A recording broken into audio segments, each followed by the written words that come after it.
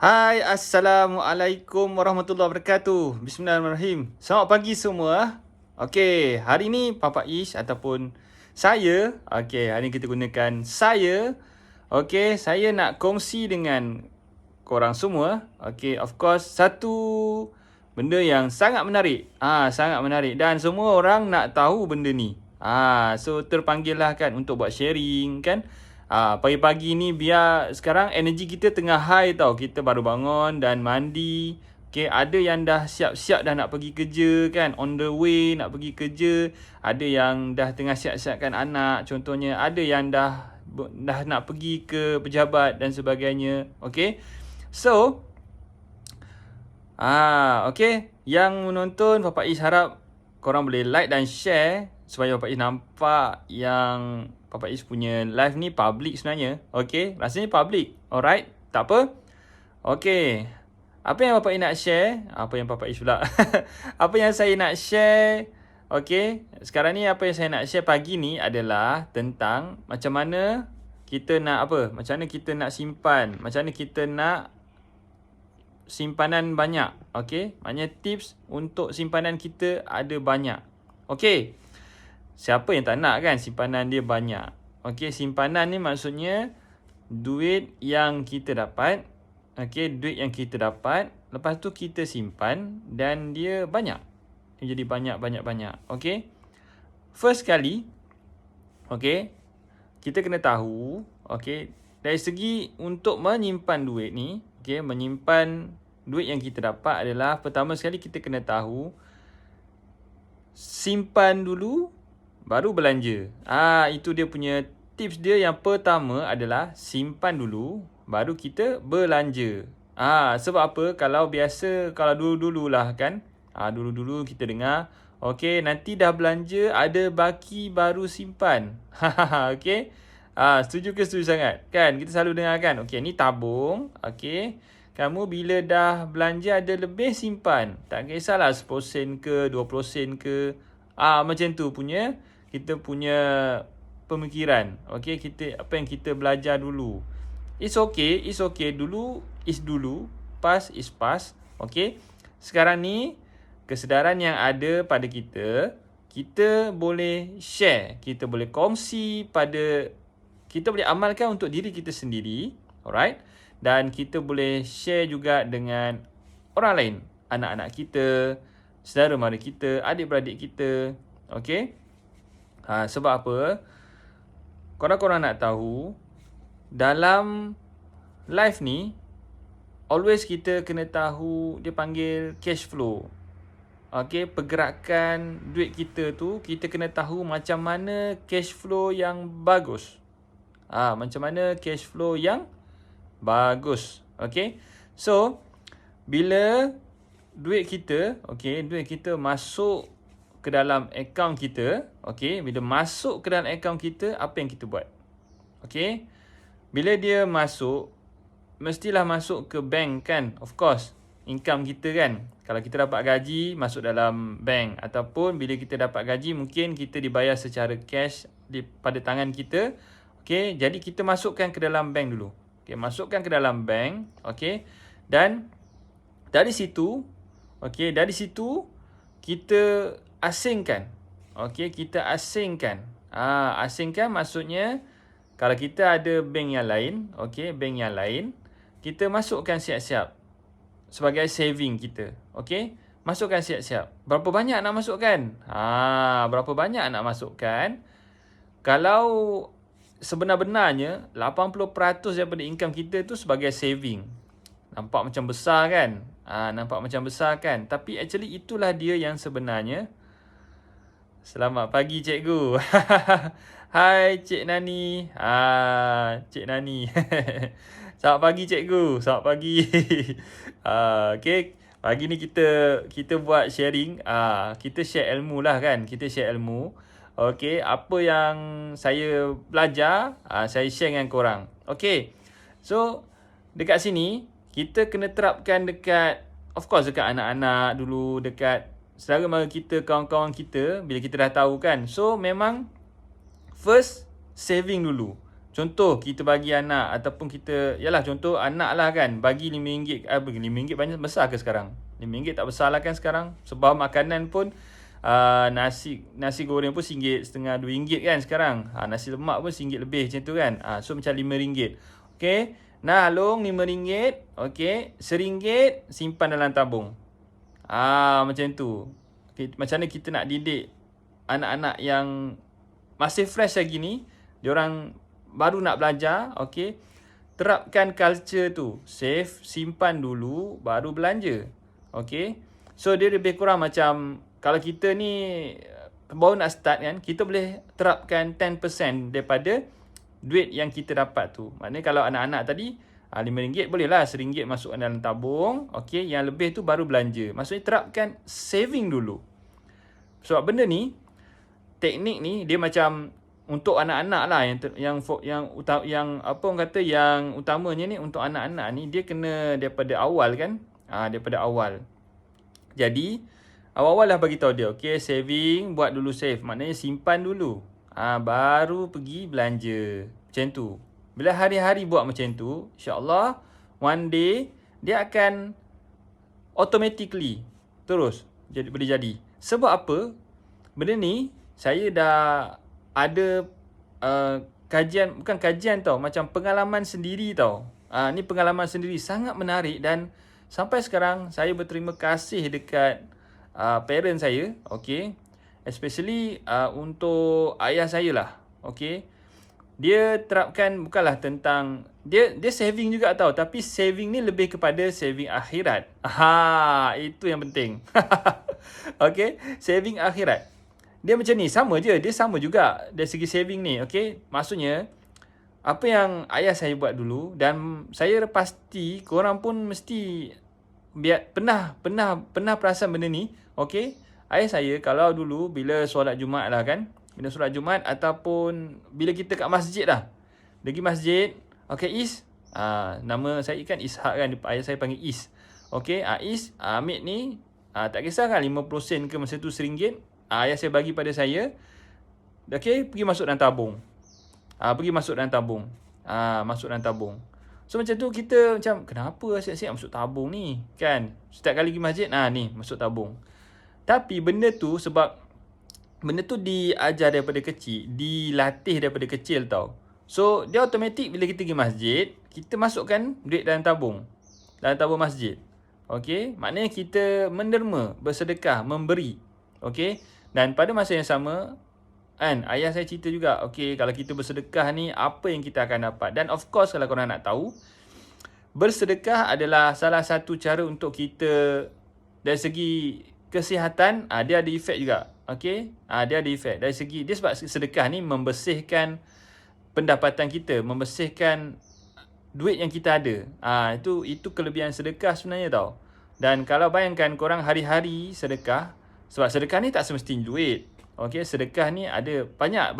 Sedekah ni bukan sekadar dari segi duit, tapi dari segi pemberian, dari segi korang tolong, okay, korang bantu orang lain, okay, itu pun dikira sedekah. Korang alihkan, okay, pernah dengar tak? Korang alihkan kayu yang menghalang laluan kan, atau batu yang boleh mencederakan orang di jalan, pun dikira sedekah.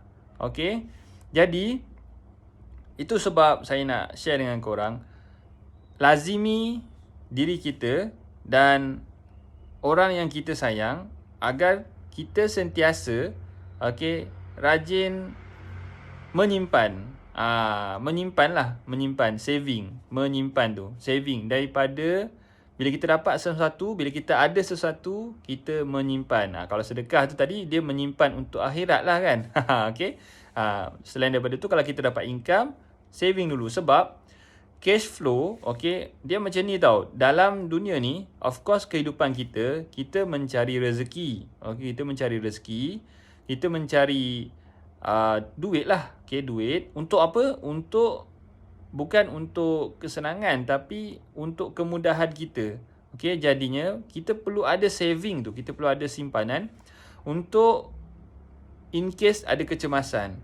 Okay, so saving ni, apa benda ni berdasarkan statistik tau. Berdasarkan statistik. Jadi, setiap orang boleh kata percentage dia sangat besar di mana ada yang dalam saving dia tak ada pun RM1,000.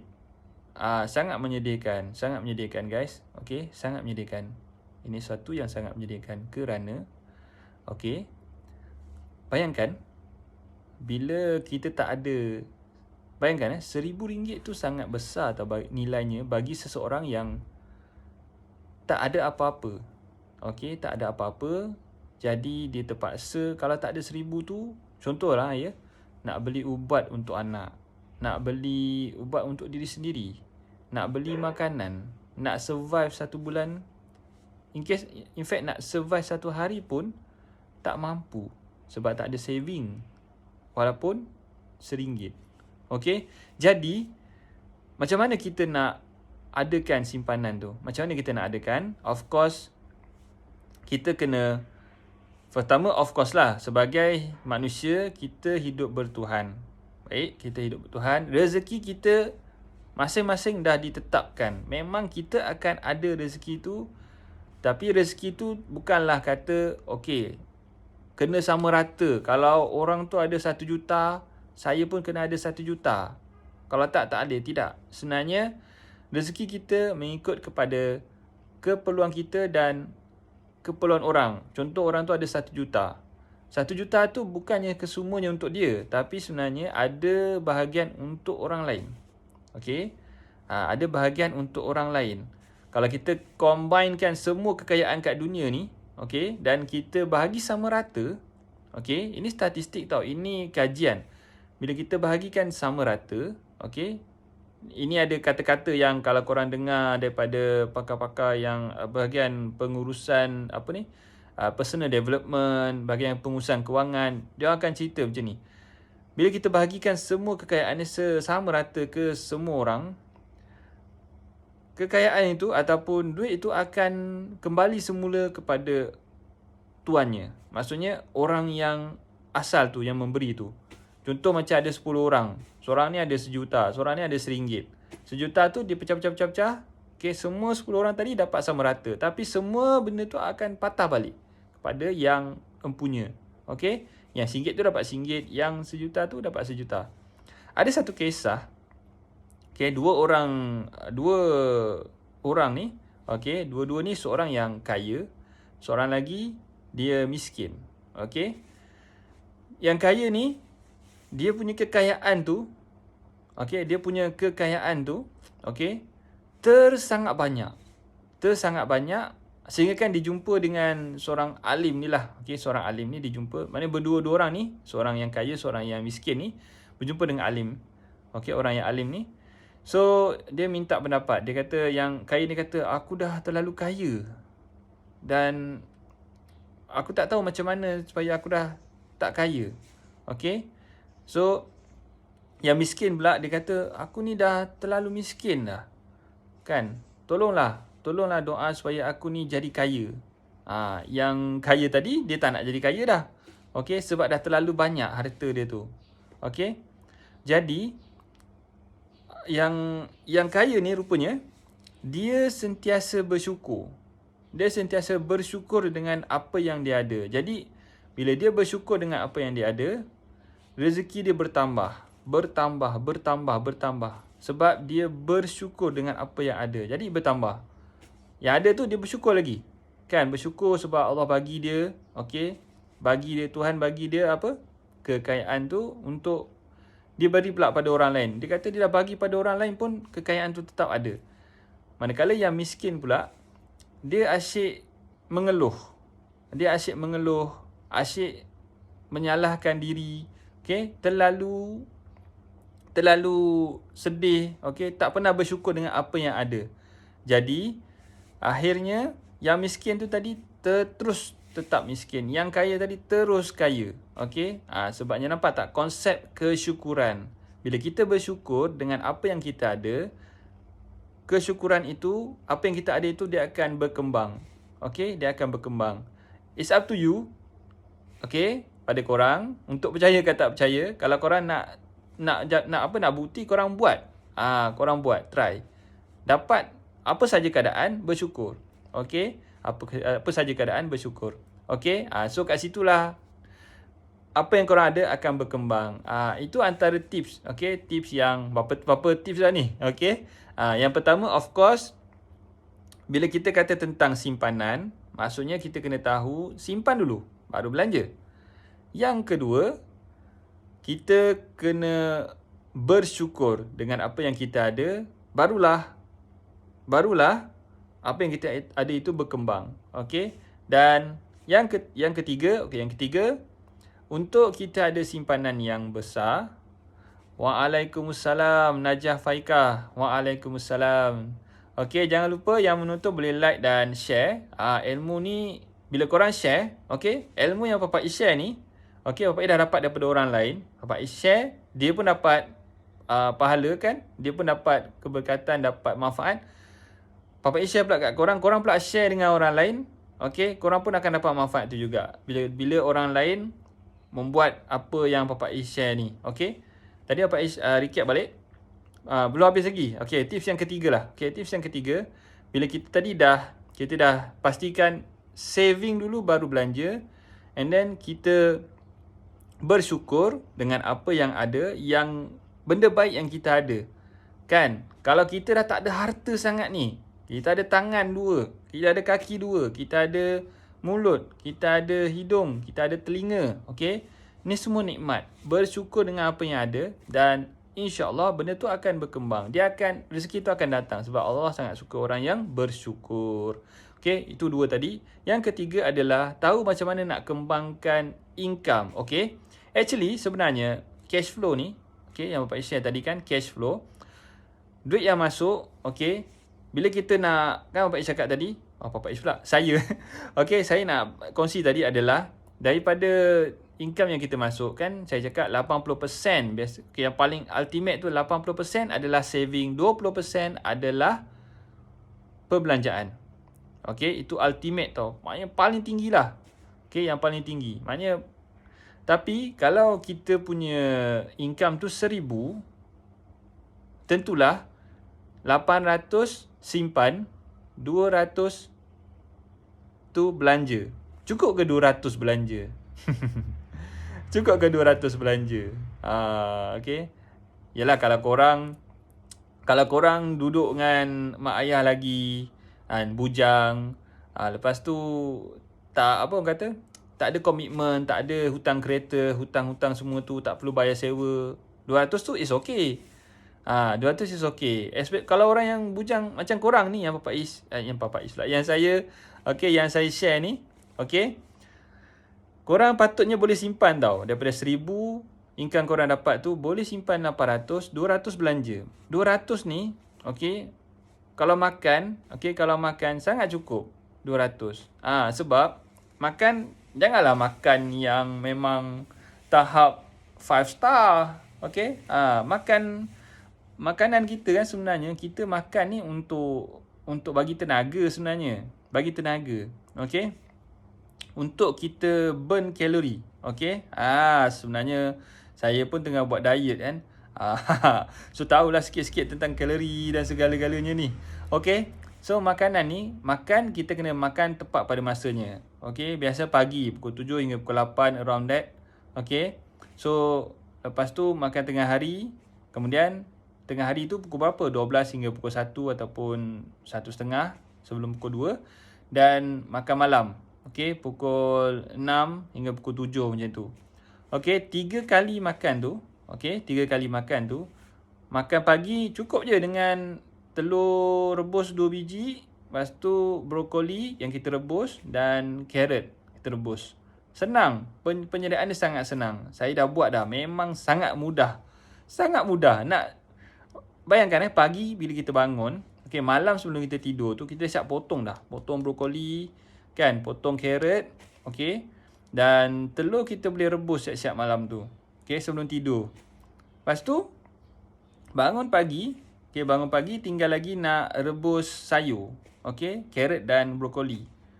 Carrot buka api yang paling rendah 3 minit, dia dah okey dah. Lepas tu terus masukkan pula brokoli. lagi 3 minit. Lepas tu dia dah 3 minit tamat, tutup api. Okey, dia biarkan kejap supaya dia panas sikit kan. Lepas tu buang air tu, dah boleh makan dah. Dah siap dah hidangan sayur-sayuran tu. Yang telur rebus tadi malam dah siap dah. Kita tinggal pagi tu tinggal kopek je. Dah tak? Nak bagi sedap lagi, taburlah black pepper ke. Itu yang saya selalu buat lah. Okey, sarapan pagi. Itu je. Itu je dah boleh tahan sampai tengah hari tau. Okey, sampai tengah hari. So tengah hari macam mana pula? Tengah hari, okey, ayam. Okey, ayam dada tu ayam dada. Okey, sebab apa ayam dada? Sebab of course nak diet kan. Okey, kita tak nak lemak-lemak tu. Okey. Yelah, bila badan meningkat, okey, bila berat badan meningkat, badan menjadi makin besar kan. So pakaian pun kena asyik tukar, kena beli baru kan. Jadi kita fit selalu. Okey? Fit selalu, okey? Dan of course benda tu akan menjaga dari sudut kesihatan kita juga. Okey? So just ayam dada kan. Kalau saya suka beli ayam peladang. Ayam peladang dia dah siap dah potongan dada tu. Okey? Promote peladang ni. Okey? Ni bukan iklan berbayar ya. Okey? So potong kan, macam cube, macam panjang-panjang macam tu kan, ayam dada tu lumurkan dengan kalau saya suka sos perak mamasap. Sos perak mamasap tu senang, simple kan. Malam tu dah boleh lumur dah, buat dalam dalam bekas kecil-kecil tu kan, bekas bekas yang duk sinar tu kan, masukkan ayam, gaulkan dengan sos perak mamasap tu. So sos perak mamasap ni dia ada kat dalam tu, semua bahan ada dah. Dia tak terlalu pedas, tak terlalu masam ke manis ke. Dia ada macam-macam. Dia ada rempah lagi dalam tu. Sangat mudah. Sos perak tu boleh pakai banyak. Boleh pakai untuk banyak bekas lah. Okey, banyak bekas. Saya tak ingat lah berapa bekas kan. Kita buat je. Okey, tapi banyak ayam tu. Kalau ayam boleh seekor ke 2 ekor macam tu. Okey. Bayangkan berapa banyak kita boleh pakai. Okey. Sos perak tu murah je. RM35 macam tu. Okay. Alright. So, basically senang je nak sediakan makanan ni. Senang sangat. Okay. Senang sangat. Alright. Kita boleh saving. Daripada 200 tu pun dah boleh saving dah. Okay. So, daripada situ. Okay. Daripada saving tadi. Okay. 80-20% tu. Memang kalau korang yang ada komitmen, macam mana nak belanja 200 je? Itu persoalan dia kan. Macam mana nak belanja 200 je? That's why kita kena upkan kita punya income. Okay, upkan kita punya income. Okay, dia dua je. Dalam cash flow, okay, korang kena ingat tau, cash flow. Aliran tunai. Cash flow ni aliran tunai. Saya ajar sikit.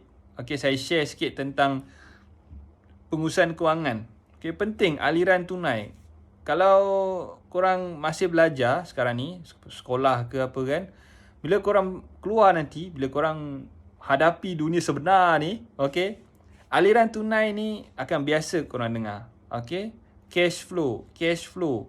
Sebenarnya cash flow ni daripada kecil korang kena terapkan dekat anak-anak korang daripada kecil lagi.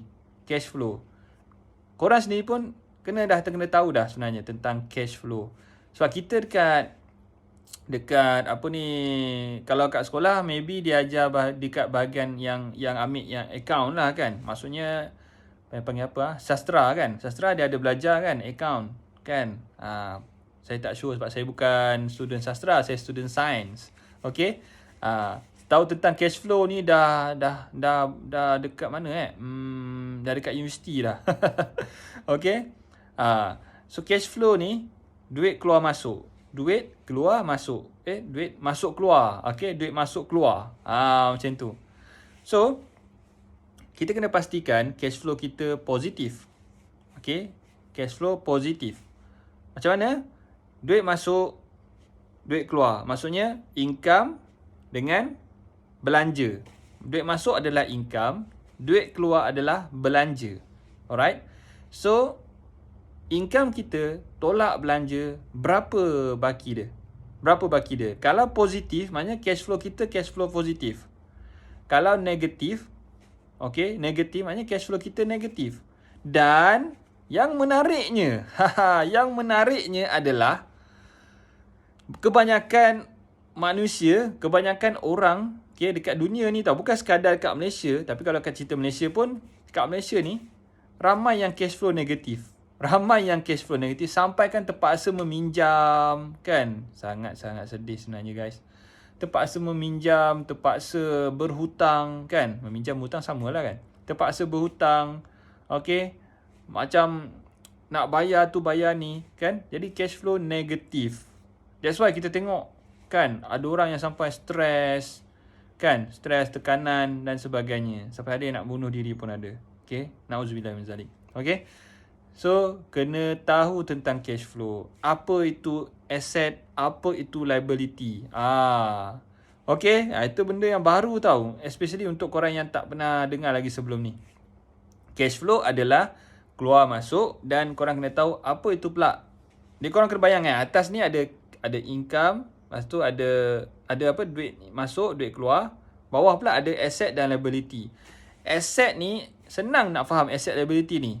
Kan, tak payah kau nak pergi kelas account semua, tak payah. Okay, senang je. Asset adalah duit yang masuk dalam poket kita. Okay, duit ada masuk dalam poket kita, asset. Liability adalah duit yang keluar daripada poket kita. Senang nak faham kan? Asset adalah duit yang masuk dalam poket. Liability adalah duit yang keluar daripada poket. Okay.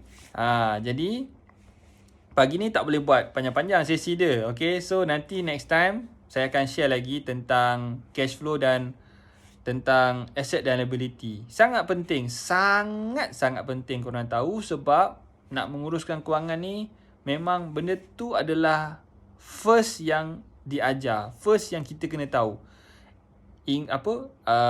Cash flow dan juga asset and liability. Asset dan liability. Okay. Okay, terima kasih yang menonton. Okay. Saya harap korang dapat sesuatu daripada sharing saya pagi ni. Sharing saya pagi ni, of course, saya harap sangat korang boleh praktikkan. Okay, lepas ni ingat, simpan dulu baru belanja. Simpan dulu baru belanja ya. Dan sentiasa bersyukur dengan apa yang korang dah ada sekarang. InsyaAllah benda tu akan berkembang. Ini adalah sikap orang optimis. Jangan jadi orang yang pesimis. Kerana orang yang optimis, ini saya selalu share ya. Orang yang optimis, korang bayangkan ada segelas air yang separuh air dia. Orang yang optimis, dia nampak, dia lihat, dia fokus kepada air yang ada dan dia rasa bersyukur. Manakala orang yang pesimis adalah orang yang dia melihat kepada apa yang hilang tu. Apa yang hilang dan dia meratapi, dia memfokus kepada yang hilang tu. Dan dia rasa macam tertekan dan sebagainya sebab benda yang hilang. Ingat, jadilah orang yang optimis. Alright? So, itu saja daripada saya sharing pagi ni. Saya harap sharing saya ni dapat membantu anda semua, korang semua, agar dapat mengurus kewangan dengan lebih baik. Okey, mengurus kewangan dengan lebih baik. Dapat mengajar, mendidik anak-anak, dapat mengajar, mendidik rakan-rakan yang lain. Okey, kepentingan pengurusan kewangan. Sebab bila kita hidup ni, duit bukanlah segala-galanya, tapi kita perlukan duit untuk hidup. Jadi kalau kita tak tahu nak uruskan duit, jangan tanya kenapa saya tak ada banyak duit. Okey, sebabnya kita tak pandai mengurus. Jadi Allah SWT, okey, dia tahu siapa yang layak. Okey, siapa yang layak. Alright. So itu saja sharing daripada saya. Saya doakan anda semua, korang semua sentiasa berjaya luar biasa.